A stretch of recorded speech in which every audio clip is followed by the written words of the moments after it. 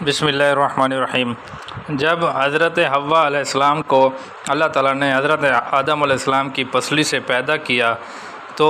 جب حضرت آدم علیہ السلام کی آنکھ کھلی تو آپ نے دیکھا کہ آپ نے اللہ تعالیٰ سے ارشاد فرمایا کہ کیا چیز ہے یہ کہ مجھ کو اس کے دیکھنے سے راحت و تسکین ہو رہی ہے۔ وہاں سے جواب ملا کہ اے آدم علیہ السلام، یہ میری لونڈی ہے اور تم میرے غلام ہو۔ اے آدم علیہ السلام، میں نے تم کو مٹی سے پیدا کیا، اس لیے تمہارا نام آدم رکھا، اور اس کو حیوان یعنی تمہاری بائیں پسلی سے پیدا کیا، اس لیے اس کا نام حوا رکھا۔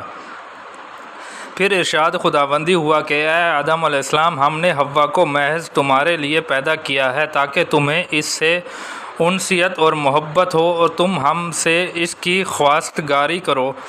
چنانچہ آدم علیہ السلام نے اسی وقت اللہ پاک کی جناب میں حوا کی طلب کا اظہار کیا اور ساتھ ہی اس کے عرض کیا کہ خداوندہ، جب میں پیدا ہوا تھا تو مجھے چھینک آئی تھی، جس سے مجھے ایک طرح کی راحت سلی میں مجھ سے الحمدللہ کہلوایا تھا۔ اب جب کہ حوا کو دیکھ کر میرے دل کو بہت ہی کچھ راحت پہنچی اور اس کی طلب کے لیے میرا دل خود بخود مائل ہوا، پس اس کے صلے میں مجھے کیا عمل کرنا چاہیے؟ ارشاد ہوا کہ اے آدم علیہ السلام، میں اس نعمت کے صلے میں تم سے 3 باتوں کا طالب ہوں۔ اول یہ کہ تم پرہیزگار اور نیک اعمال رہو، دوسرے یہ کہ حوا کو احکام الہی سکھاؤ اور بتاؤ، تیسرے ہمارے پیغمبر محمد رسول اللہ صلی اللہ علیہ وسلم پر درود پڑھو۔ اور حضرت آدم علیہ السلام نے مولا کریم کی یہ تینوں باتیں منظور کیں اور اسی وقت جناب سید المرسلین صلی اللہ علیہ وسلم پر 3 مرتبہ درود پڑھا اور پرہیزگاری اور نیز حوا کو احکام دین سکھانے کا وعدہ کیا۔ اس کے بعد حضرت آدم علیہ السلام کو ایک